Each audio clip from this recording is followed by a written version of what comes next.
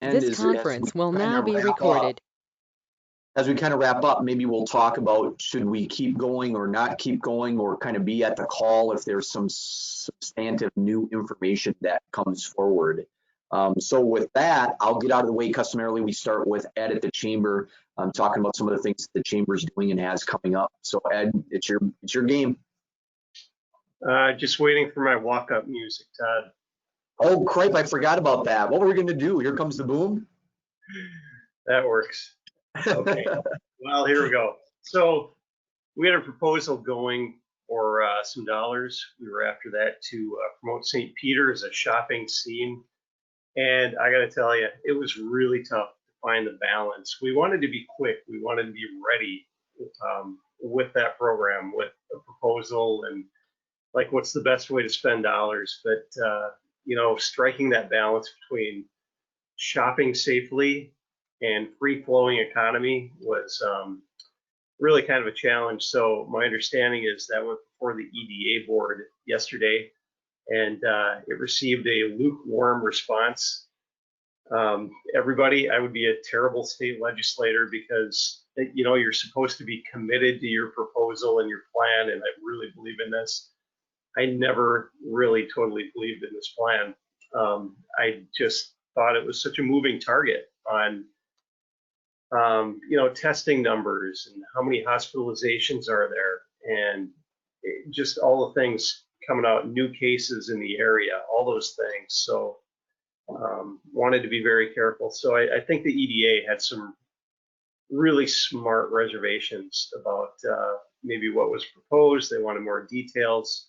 So I'm going to say it, I look forward to going back to the drawing board on this one and providing those details and kind of right sizing it to where we are right now, and just getting everybody comfortable with the idea of, I'm going to put it in air quotes, safe shopping.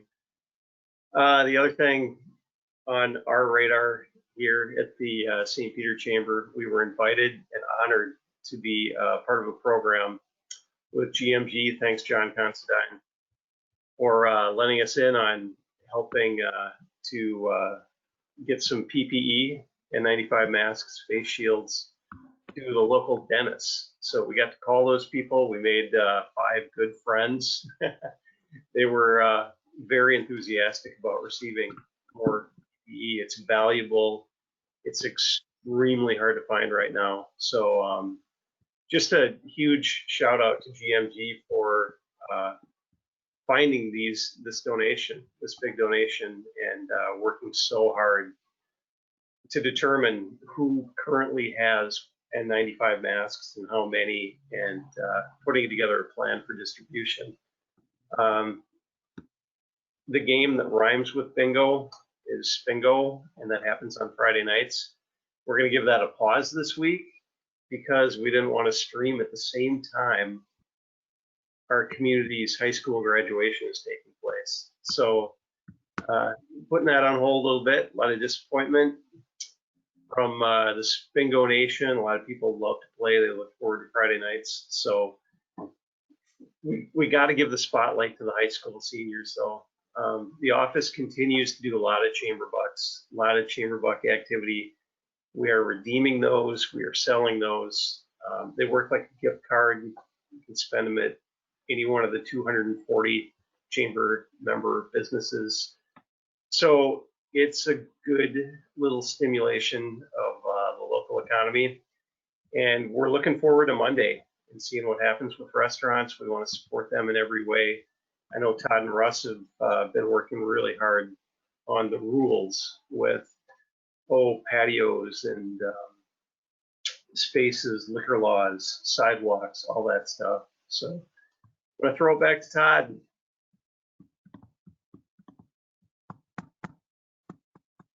You're muted, Todd.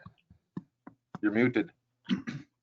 Thanks, guys. John and Patrick are up next, talking about some of the things going on with GMG and Rita. And I know Patrick was going to hit on some of the advocacy things that have been going on lately. So Patrick, maybe you go first and John goes second. Yeah, sure. So thanks, everyone. Pleasure to be on here again. A couple quick things. Ed, just wanted to follow up on something you said in regards to sort of this marketing and this safe shopping piece. Greater Mankato Growth, in partnership with both Mankato and North Mankato, will be launching a consumer confidence campaign. We know that the biggest issue that we're going to face to get folks back into patronizing our businesses is that confidence piece. And so, maybe it would be helpful to, connect you with Anna Thill on our team, who's leading that up. And we're looking at doing a sort of regional, pretty significantly sponsored ad campaign related to how it's safe to shop in our communities and patronize, because all of our businesses are, doing the best practices and taking the steps, et cetera. So city team, Ed, would just open to you all if you wanted to be part of that discussion, collaboration. We're doing it, from a community agnostic perspective. It's a regional deal. So if we want to get you plugged in on sort of a regional effort there, we'd be happy to work with you on that. So maybe we can connect online after this. But on the advocacy side for GMG, yesterday, Greater Mankato Growth did send a letter to Governor Walz asking that he open all businesses in Minnesota in a way that is safe, sustainable, and equitable. I think it's no surprise to you all in St. Peter, but the situation that we sort of face in our region is just different than the situation being faced in, say the metro or some of the other more impacted regions in the state, Stearns County being another example. There are a lot of examples of small sort of, appointment-based gyms, et cetera, that, only see 4 or 5 clients at a time anyway, that continue to be looped in with some of these larger fitness centers. The inequities that are sort of now inherent in terms of the restaurant piece, in terms of some don't have patios at all. You couldn't put 50 people in the wagon wheel in Mankato even if you wanted to. So we've created just a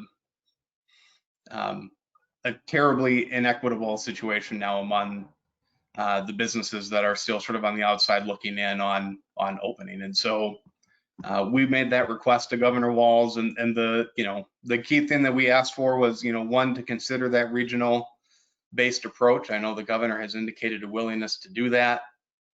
And I think, if there ever was a time, now would be the time to look at how we can more appropriately tailor an approach. And then the other piece is, the businesses that we are losing and that we will lose through this process, it's going to have an outsized impact on our region's ability to conduct economic development going forward. One of the things that our region, has had sort of as part of its secret sauce is a set of amenities that, by and large is comparable or even better than many metros of our size. But if we lose those businesses, the process to get them back is going to be much more difficult because we don't have the population base like they do in larger metros to sort of reestablish those businesses once the dust settles from this. And so there's a particular sense of urgency to give all businesses the chance to reopen and at least have the opportunity to do so safely and to try to save their business. And so that was the request we made yesterday. That letter is up on our blog. I know we've mentioned the blog a few times, but that's greatermankatoblog.com if you want to check out that letter. I think Russ, you were going to cover all of the executive order pieces, so I won't get into that. I know Deed put out some helpful guidance for restaurants yesterday and some FAQs that you may want to cover. I'm sure you probably will, but with that, I'll turn it over to John, who has some further updates, I know, on PPE and all the other fun things that we're working on at GMG. Thanks, Patrick. Just wanted to again, reemphasizing what Ed touched on earlier, we're very happy to work with the St. Peter Chamber. Between St. Peter Chamber of Commerce and Greater Mankato Growth, we reached out to close to 40 dentists and orthodontists in Blue Earth and Nicollet County, asked them how many N95 masks they currently had. And it was a concern that we were hearing about, proactively from the dental industry.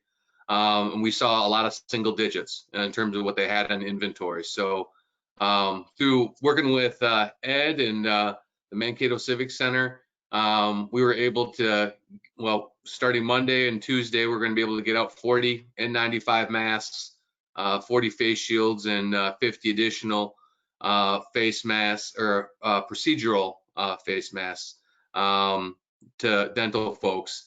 And each one of those dental facilities, we're sharing how they have a reuse plan that's, guided by CDC and Minnesota Department of Health and Minnesota Dental Association. So they are doing a good job in managing that inventory and making it go as far and as appropriate as it can.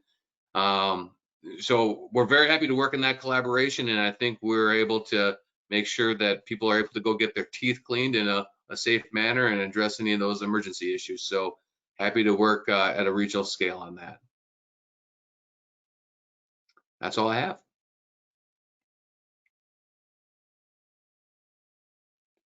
All right, folks, any questions for Patrick or John? We'll watch for microphones to click on.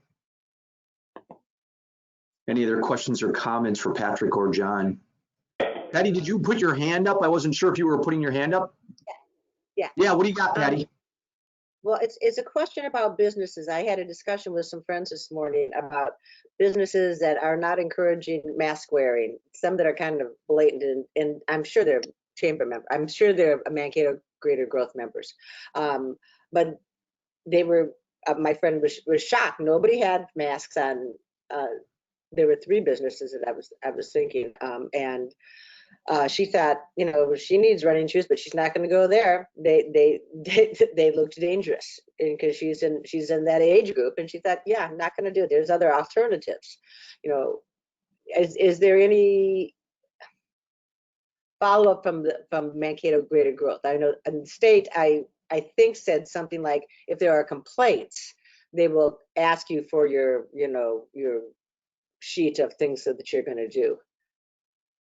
Is the chamber, or actually for that matter, is the St. Peter Chamber going to do anything to help people keep safe?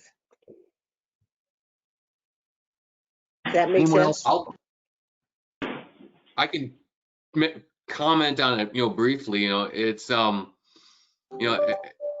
in the community as a whole, it's still strongly recommended that people wear face masks. Then you break it down to, different businesses.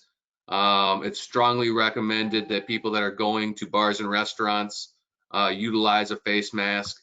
Obviously, they can't use it when they're eating or drinking, and then it's required for all the employees to be able to utilize that. So it's still a best practice, and it is highly encouraged. That's what scientific experts are recommending. And I can share, it's really about the spread of the virus. Part of our collaborative effort in getting personal protective equipment out was originally focused on assisted living facilities. And those staff that work at those facilities are working with some of our most vulnerable populations, and they cannot self-isolate all by themselves. There needs to be some type of community-wide effort to try and minimize the spread. So for all those that are able to do their part and try to make an effort, whether that's wearing a mask or staying 6 feet apart, that really is going to be making a difference and making sure that the virus doesn't spread to those that are doing some very important work in assisted living facilities. Yeah, I might add to that, Patty. I think your friend is probably going to be representative of a large part of the population. If you've seen in the free press, some have said, I call ahead of time. I want to know, do their employees wear masks? And if they don't, I'm not going to be their patron. So that's kind of how people are going to be judged. And I think we'll get a better feel for that. on what the attitude of the public is. But they have to have a preparedness plan, and it is encouraged to wear masks. And I'll talk about, as bars and restaurants and salons open, the necessity and the requirement that they wear masks. So I think we'll kind of get a feel for what the public's willing to tolerate. But they do need to have that preparedness plan. And again, we'll talk about some templates that are available as people start to get their plans together to reopen on Monday. But there is no even slap on the wrist from the cities or the chambers, or No, encourage, or a phone call. There's people, a wide variety of opinions about the virus, and that's out in the public, and I'm sure that's probably prevalent with some of the retail store owners. Some of them are taking this perhaps more seriously than others. But I think if you're not running a clean, safe place, you may suffer, and then you may decide for business practices that you maybe need to ramp up your protection, and maybe you will then require masks. But the city and the chamber, I won't speak for Ed. I guess I will speak for Ed. We're not requiring city operations within the city to wear masks. We're leaving that up for their preparedness plan that they need to develop. Okay, thanks. Thank you, Patty. Anyone else for John or Patrick? All right, let's move on. Mike, Small Business Development Center, you're up again. Thanks for being with us. No problem, Todd. Thank you for inviting me. Just a few things. The payroll protection program, there was a bill that went through the House that did get approval through the House, but as you know, some of the stuff will change. The House version basically extends from 8 weeks to 24 weeks the time PPP recipients have to spend their funds. But as I stated earlier, this passed through the House, so that's the big change in that. So we will see some changes in regarding PPP. Also, there's as of Wednesday, there was just a little bit over 135 billion left in the PPP program. So if you know of any businesses that need help, have them work with the local lender and see what they can do. And of course, we're here to help as well. I took my dog Gus for a walk. We walked down Minnesota Avenue yesterday, and we're noticing signs of life. It was great to see Algave. The folks there were putting up tents on their north parking lot. So people are getting ready, I think, for the June 1st opening, and some really, really creative things coming out from businesses. I'm also noticing people. I was over by the food co-op, and there was even a small family that had their fold-up table with some lawn chairs eating in the parking lot. So I thought that was kind of cool as well. But we're going to get through this. And one thing I would encourage businesses, get creative. If you need to maybe bounce some ideas, we do have marketing professionals available here that are available to you free of charge. If you want any one-on-one type consulting, and just go to myminnesotabusiness.com. You can also call me here at 507-389-1008. And I'll put that in the chat box, or if we can put that someplace, I would appreciate that. And just apply for services, because we have folks ready from the marketing area, and we need to get this economy going, and I think many people are anxious to get going as well. That's basically all I have for right now, Todd. All right, Mike, thanks. Any questions for Mike? Any questions for Mike? All right. He'll probably hang around a little bit and put his number up in the chat box and that kind of thing. So if you're watching, and we'll try and promote that as well. Maybe there's another way that we can send that out, or in future invitations to potential meetings, send that out as a part of either the chamber letter or the city letter that goes out. All right, next up is Russ. We have a number of things that we're going to talk about. Some of them relate to state, some of them relate to more local, and he alluded to them related to retail and bars and restaurants and some of the rules that we have in St. Peter to help make that go. So Russ, it's your. Yeah, thank you. I'm going to speak for Eddie one more time and say how much we appreciate Mike and Patrick and John being able to join us and sharing their expertise with us. We greatly appreciate our affiliation with both organizations. So thank you. Bars and restaurants, the governor's order is going to allow them to open with outside dining beginning on Monday. they need to have a preparedness plan adopted, and they should make sure that all of their employees know the plan. I'd even have the employees sign a document that said they've received a copy and they're aware of the policy. There should be some public posting, perhaps by the time clock or the break room, just to make sure that it's top of mind with your employees. You may want to post things at your door for patrons to remind them to maintain social distancing. You may want to post that you've ramped up your hygiene and cleaning protocols. Perhaps you have someone wiping down door handles every half hour. Certainly wiping down tables between every service. It's very important again, and there's a responsibility put on these business owners to make sure that they are operating in a manner that is safe for both their employees and their patrons.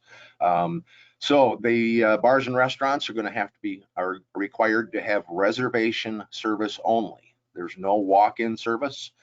And they'd be limited to a maximum capacity of 50 individuals. That does not include the employees, so 50 patrons. Most places in St. Peter won't have space for 50 patrons. We will work with them to make sure that they are going to open up in a manner that is safe. You should have restroom facilities open, maintain social distancing. You might want to put the duct tape on the floor every 6 feet. You may want to limit the number of people that are inside waiting to go to the restroom. Employees at bars and restaurants are required in this instance to wear masks.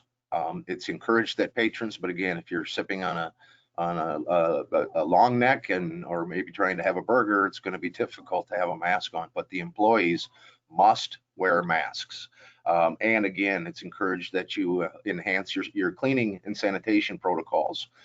So those operations that are looking at doing outside seating, the outside seating, if your liquor establishment, needs to be compact and contiguous is what is required.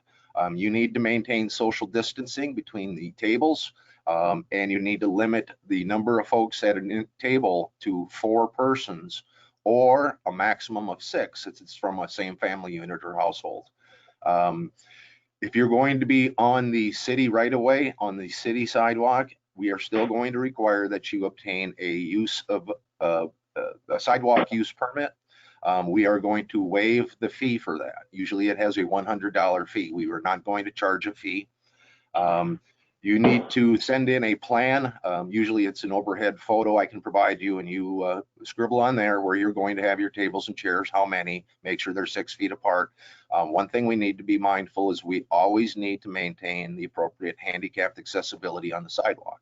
So we need to keep a minimum of a 4-foot lane on the sidewalk for those with mobility impairments. You submit the plan, and Chief Peters and I, we can make that approval, and we think we can turn these around we can turn them around very quickly. We've already shown that. The permits on the city administrator's authority will be issued and be good for up to 30 days past the day that the governor lifts the executive order declaring the emergency.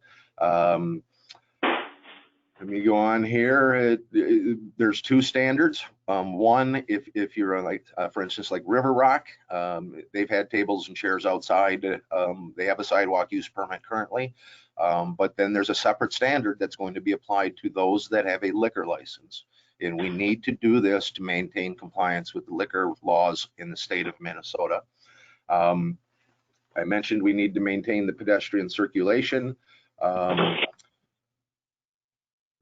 So alcohol sales, to define your retail service area, and that's where your permit is effective in, we need to approve that plan. And if we approve the plan, that does extend your retail service area, and that then will extend your license that the city issues you. You should, in all instances, check with your insurance company, and you're likely going to have to do that to meet one of our requirements.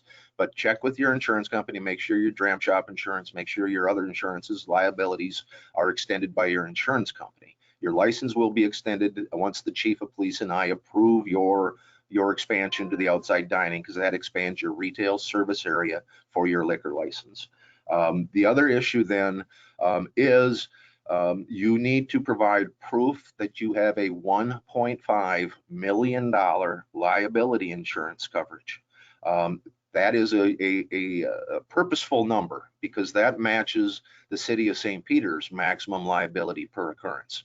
So if someone is in the unlikely, certainly, instance that someone is injured, perhaps falls and breaks a hip or something of that nature, there will undoubtedly be litigation, and the city needs to make sure that the business has, I would say, some skin in the game. The other requirement on that insurance is that you need to have the city of St. Peter listed as a loss payee. So your insurance agent will know exactly what that means. And then when you provide me proof that you've got the $1.5 million, I look to make sure the city is listed then as a loss payee on that policy. Those that are using private parking lots, and Mike mentioned El Agave is going to be putting up a 20 by 40 tent in their parking lot. The chief and I will approve their plan. That'll extend their licensed premises out into the parking lot. They do not need to get a city use permit because they're not on the city's right of way. They're on their private property. But they still need to, again, establish that retail area with some type of a fencing or something to delineate where that is. We're not talking about, chain link fences. If you'll recall when Patrick's had dining on 3rd Street before they did the patio in the back, they had just a little portable fence that they could take in and out every night. So we need to define that service area again to extend your liquor license, and then you need to check with your insurer to make sure that your dram shop insurance and your liability insurance and such are extended to cover that outdoor area. The private parking lots, their use is again allowed until 30 days after the statewide emergency is listed. And again, they've got to follow all the liquor sales. I guess before I jump into salons, spas, barbers, and tattoo parlors, we'd ask if there's any questions. I don't really, other than the manager of Redmond, I don't see others. Perhaps a couple names I'm not familiar with. But are there questions for me regarding that? Or Patrick, John, Mike, anything that they can add to? So One thing I'd like to ask Russ is, do we have any guidance as far as on churches? I would think that there might be something. There was something on Deed's website, and it hadn't been filled yet because churches weren't allowed to open last time I looked at it. But now that they've been allowed to open at limited capacity, there might be something that's live on the Deed website on the industry-specific guidelines. As I mentioned last week, there's one for retail, there's one for bars and restaurants, there's one for spas and barbers, and there was one for worship, but it wasn't, like I said, occupied or wasn't anything in there on the link yet. So my guess is since they allowed that last week that there is something, but I'm not specifically aware. So I'll jump into salons and spas. They need to have a preparedness plan adopted, and if they have employees or if they're renting out chairs, they need to make sure that those folks are aware of the plan and that they're following the plan. And again, I would have them sign a document that says they've been given a copy and that they are aware of the contents and that they will follow the details of the plan. Spas, salons are going to maintain at least the 6-foot social distancing. They are reducing occupancy to 25%. They are allowed to take appointments only and no walk-in service at it's a salon, and they are required to wear masks also. If the patron is not able to wear a mask, the Deed website says that the salon worker is required then also to wear a face shield. So there are some requirements that are on there. I found my information on the Department of Employment and Economic Development's website on their guides to reopening businesses. So that's how it would apply to salons and spas. I see Lori's on. Lori, do you have any questions? Not at this time. Okay, and I'm sure that your statewide organization, if there is one for the industry, probably has some guidelines too. And I'm going to talk about that. You can find the guidelines on how to reopen on the Department of Employment and Economic Development website. You can find them on the Minnesota Chamber website. GMG has some links to it. Most of the trade associations have guidelines for reopening. Some have templates that you can fill in the blanks, but fine tune that to your particular and specific operation. We're still waiting to hear on fitness and health clubs and indoor entertainment. So it's expected that those will be included in some future governor's order to allow them to reopen in some manner that is safe and most likely with reduced capacity, et cetera. Any questions on that before I just give a brief update on our microloan program? I want to say good luck to all of you, we'll see what happens next week. The COVID-19 microloan program, I processed one last week. I've got another one to process this week. We're up to about $432,000 of loans. The EDA considered a request to add business-to-business bookkeeping services as an eligible business classification. They haven't been forced to close like the auto repair, but their business has been significantly curtailed because many of their customers are not operating and needing their services at this point. So the EDA considered that, and they have made that recommendation that the city council then expand the eligibility roster to include what we're calling business-to-business bookkeeping services. And the city council will take up the matter on Monday, June 8th at their regularly scheduled meeting. So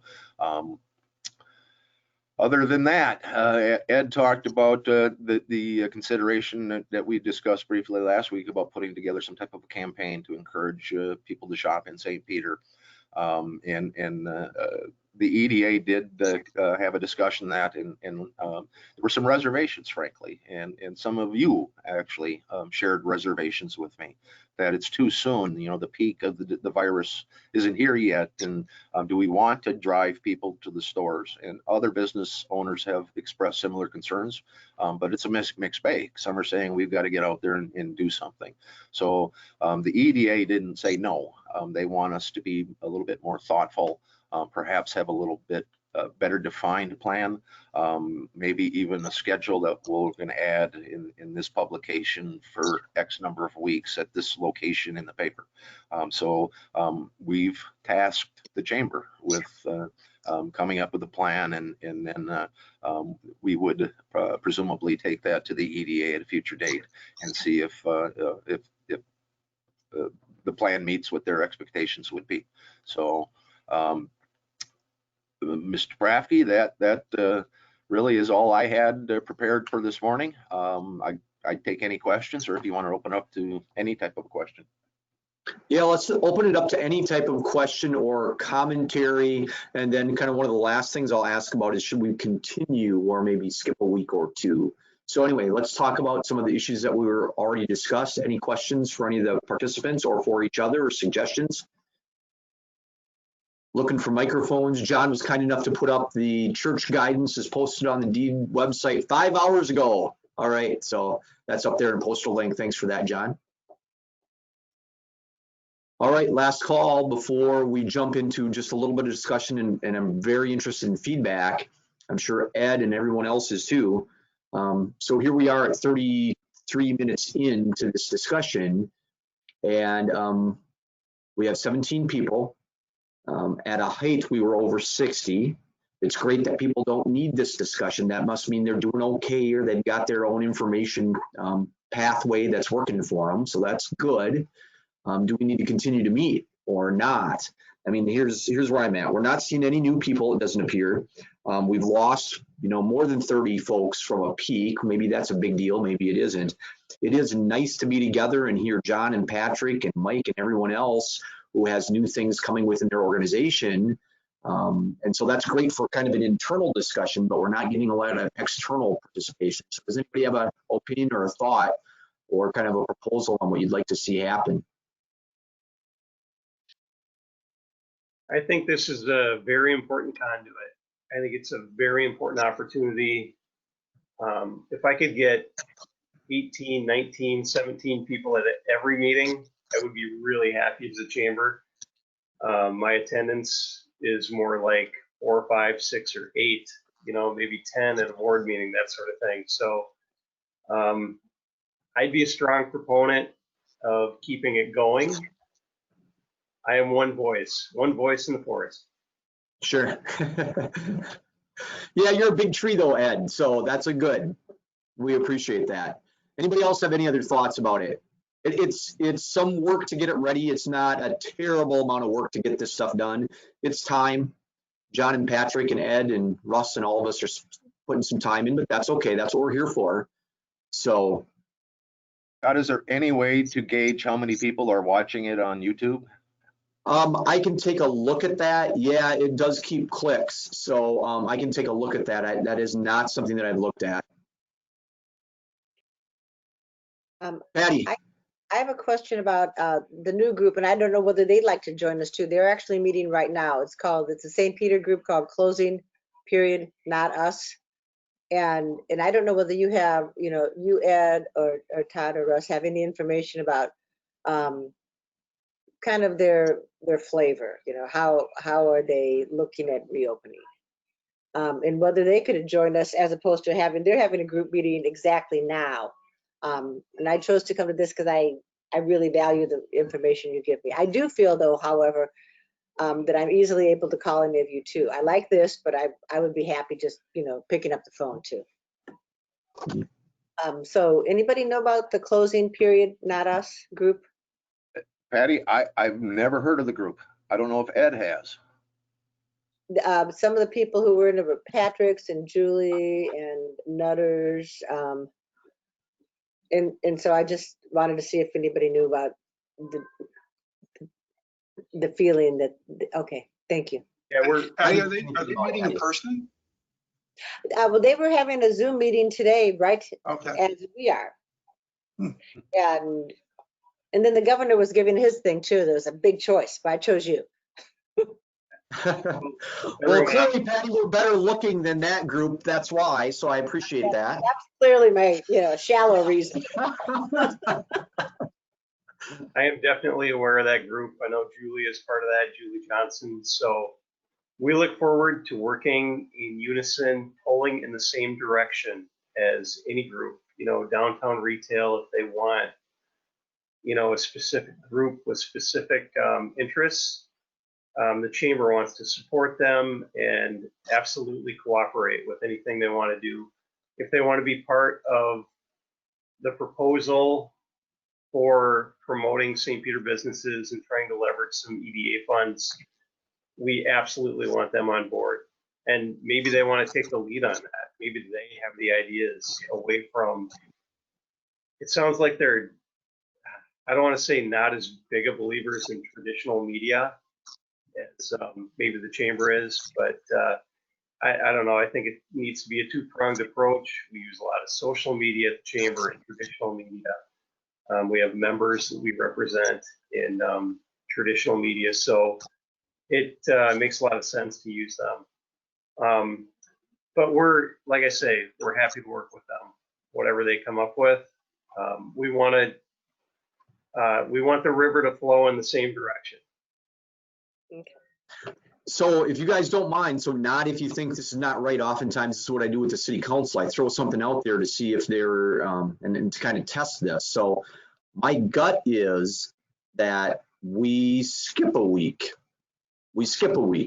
Now, if something substantive would come out or a massive change comes out in a press conference from the governor or Deed or someone else, this is not the only way that you find out a meeting is going to happen next week. We also send out the letters and the emails, both from the city and the chamber.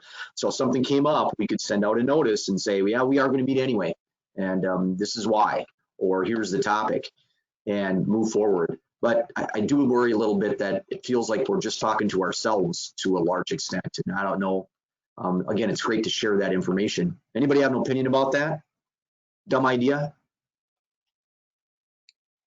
I think it'd be okay to skip a week. Yeah, let's plan to skip a week if you don't mind, and that'll give both Ed and Russ a little bit of an opportunity to visit with the folks from Not Closed. I didn't write it down, Patty, but Not us. Okay, and so Closed, period. we can visit with them a little bit, and maybe we work with them, they work with us. I mean, we're not opposing groups, right? It's just everybody's busy and there's a lot of things going on. So maybe we can share some of the wealth of information and give everybody a little bit of a break for this one. Arlo's chiming in. Thanks, Arlo. I appreciate that opinion. Not just because I threw that idea out. I could have thrown out any idea.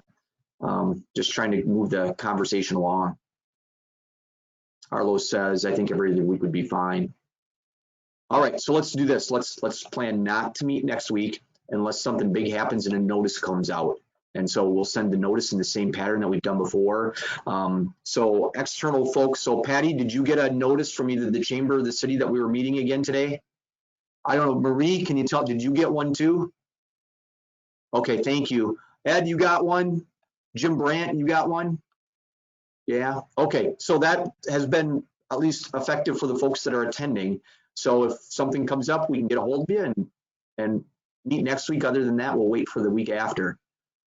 And if we find something compelling, I was gonna say, if we find something compelling and post it on the website too, we could send out an email alert and let people know that there's some new information that might be pertinent to what's going on. Okay. Hey, I will mention, since I'm trying to read off those chats, Lori Grabantine says, I think skip a week works, as some of us will get back to our new work patterns. I will watch for an email. So great, that's Lori's email or letters working for Lori too. That's good. All right, I think that's all we got. Last call. Anybody have anything else they want to share or talk about or have questions about for the team and the members and the people that are willing to participate here? Todd, Edward. I got a question for either John or Patrick. Is there anything out there or any rumors of how long the dine outside is going to last before they open up the inside with the governor? Well, Patrick can touch on this a little bit too. That's what our ask was to the governor, is that things start to become a little bit more equitable. And there's a lot of issues with the current proposal as is. I think the next phase that they have laid out, they have put a timetable on that next phase. Patrick, do you want to talk a little bit about that? Yeah, I mean, the state has not put out an official timetable. There is a tremendous amount of pressure being placed on the governor to ease some of the restrictions, particularly on the bar restaurant side of things.